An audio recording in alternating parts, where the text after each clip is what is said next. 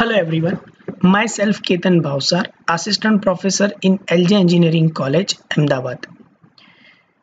In this session, we discuss about image enhancement in spatial domain.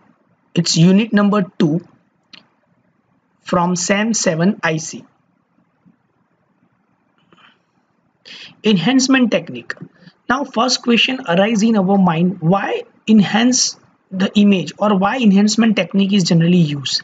As you can see, when you apply any input image or image can be captured from any devices, like you can capture with your smartphones, normal cameras, any DSLR cameras, fine. So it's come with a specific noise and it comes with some irrelevant data. So enhancement technique is generally used to remove unnecessary content from the image and improve the quality of data or in terms of image. Image is nothing but it is one of the matrix, fine. So after applying the enhancement technique, we are getting a better image according to our specific application. As you can see, there are the two main domain when we are dealing to improve the quality of image: spatial domain and frequency domain. Whenever you apply any modification or whenever we apply any specific technique to improve the quality of data, then we have to work in frequency domain, because with help of the frequency domain only you can improve the quality of data.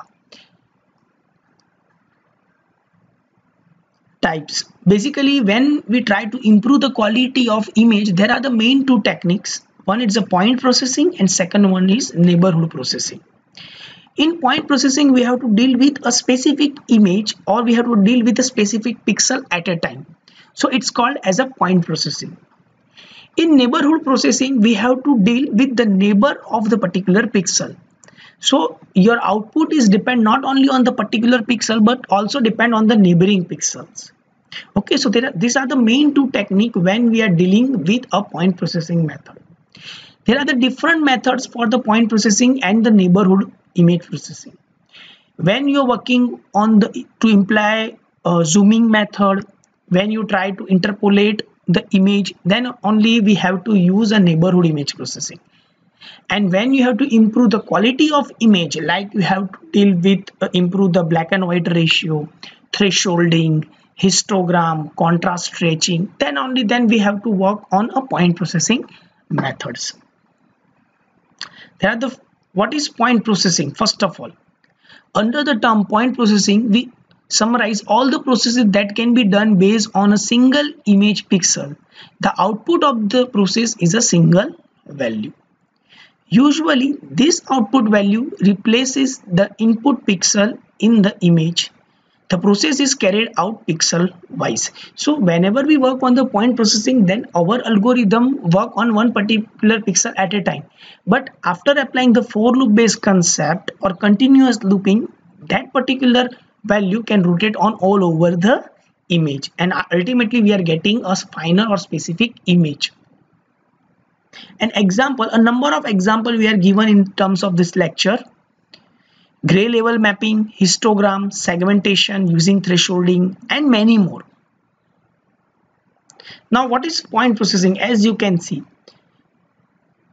first of all, this one is your input image. Assuming that this one is your input image, it is nothing but it is a mask. As you can see, it's a 2D frame, x coordinate, y coordinate, negative x and negative y.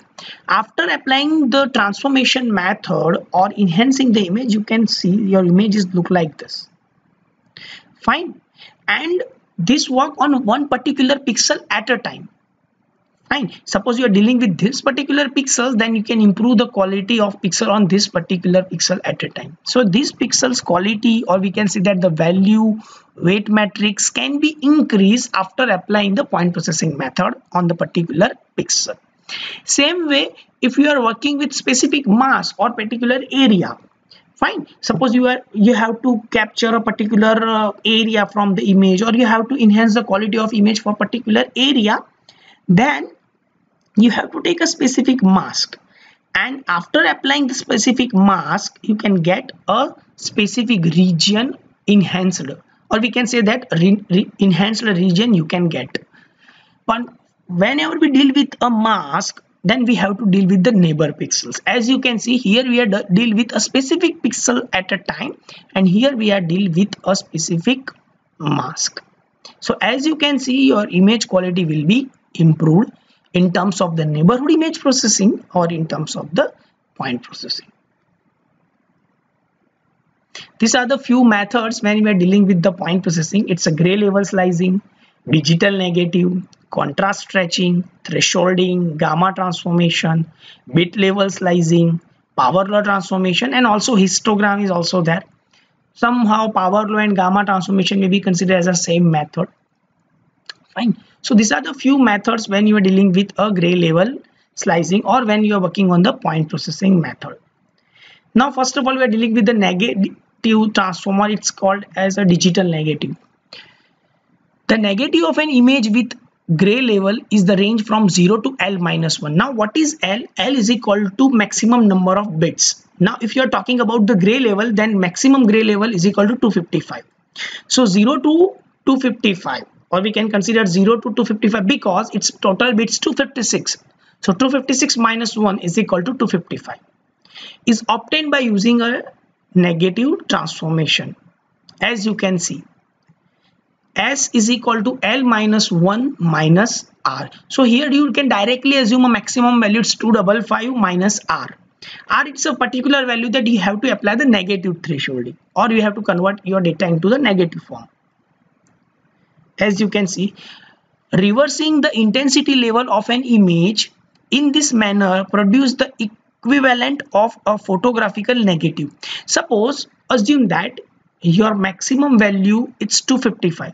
If you subtract 255 minus 255, then ultimately your output is equal to 0. So you are getting a negative image.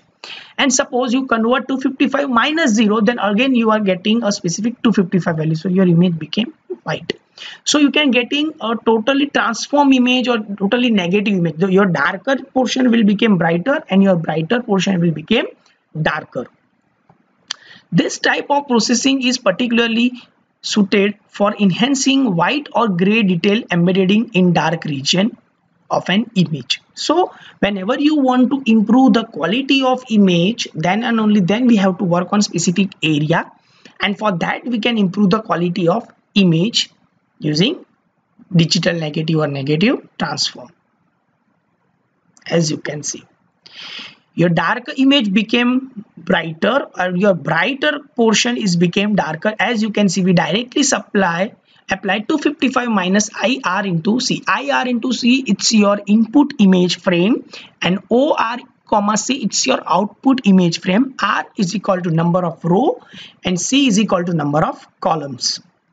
So you are getting directly a negative content from the image. Like you can see that your X-ray images is also one of the best example of digital negative. Fine. You can easily identify the dark and a bright region. Contrast stretching. One of the simplest piecewise linear functions is a contrast stretching transformation. So in this method, we try to improve the contrast of image to make a much more better image. So your low contrast is try to maintain the illumination in terms of light to maintain a contrast of image, and you can identify the content from the image. Fine. So low contrast image can result from poor illuminations and lack of dynamic range in the imaging sensor, or even wrong setting of a lens apertures during the image acquisition. The idea behind contrast stretching is to increase the dynamic range of gray level in the image being proceeding. Fine. So whenever you deal with a gray contrast stretching, then ultimately we try to improve the contrast level of the image, and we try to balance the low contrast area, and we try to balance it on medium region as much as possible. So as you can see, this one is your dark portion, and after applying the specific contrast stretching concept over here, you can get a better view as compared to your input frame only because of the contrast stretching, because your low contrast is improved and now it became a medium or high level contrast. As you can see on the basic on axis, the original gray level and modified gray level, as you can see, it improved the level and try to balance it. Your actual gray level is here, and after applying the stretching you try to improve till 255, and you are getting a better result as compared to a original image. Now thresholding is one of the most popular method that we already deal thresholding in terms of the electronics parts or in terms of any electronics component. The thresholding is play a main role to convert your data from darker to the lighter or lighter to the darker. So as you can see, this one is your dark region and this one is your light region. As you can see, R is your range from 0 to 255. So we ideally assume that below 128 we are considered as a dark region, and greater than 128 we are considered as a light region, that as you can see. In many vision application, it is useful to be able to separate out the region of the image corresponding to objects in which we are interested from the regioning of the image that correspond to background. So using the thresholding method, we can identify the particular area or region that we are interested. In number of biomedical applications, we are dealing with the thresholding concept, because thresholding is play a main role to highlight or identify the meaningful content from the image, or it can remove the background from the content. Thresholding often provides an easy and convenient way to perform this segmentation on the basis of the different intensity or color in the foreground and background region of an image. So based on the segmentation method, the thresholding is also play a main role to identify a meaningful content from the image in terms of the foreground and background. When we're dealing with the foreground, then we are interested in object, and when we're dealing with the background, then we are try to remove or manage the background. In addition, it is often useful to be able to see what area of image consists of pixel whose value lie within a specified range or band of intensity. So with help of the thresholding, you can easily differentiate the two different classes or pixels value which is available in image, and you can also make a separate range with help of the specific value. So thresholding is play a main role when we are dealing with a specific frequency content. Bit plan slicing. See, bit plan slicing is one of the most popular method. It can be used in different areas or different security system to hiding your information, to encrypt your data, to decrypt your data, to provide a security. We use a bit plan slicing. In bit plan slicing, we are working on the binary bit patterns. We have to convert your value into the unsigned integer 8-bit, and after getting the unsigned integer 8-bit, we convert that value into the binary format. Fine. So it is very useful when you are dealing with the LSB and MSB method. It's a least significant bit and most significant bit. Instead of highlighting the gray level ranges, highlighting the contributions made to total image appearances by specific bits might be desired. Suppose that each pixel is in range is represented by 8-bit. As I already told you, you have to convert your data into the 8-bit. So as you can see, we have to work on particular bits. It's starting from 0-bit to the 7-bit. So total it's 8-bit is equal to 1 byte data. So either we have to work on the MSB bit or LSB bit. So we can directly work on specific bit patterns with help of a bit plan slicing.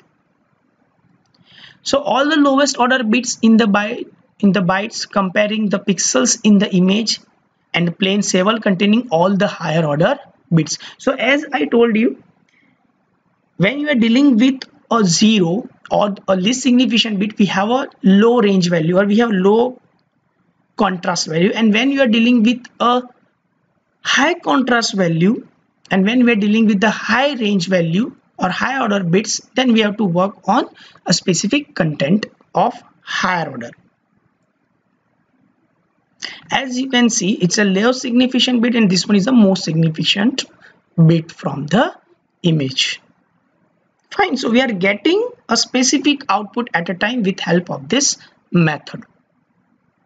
So I hope you like this session, and if you have any doubt related to point processing method, related to the neighboring method that we are done or we will implement in the next lecture, and still we have a few techniques is available, fine, then we have to deal with that in next session. So thank you very much, and if you have any doubt, then you can please contact me on my email ID, or you can contact me on my WhatsApp number. Thank you.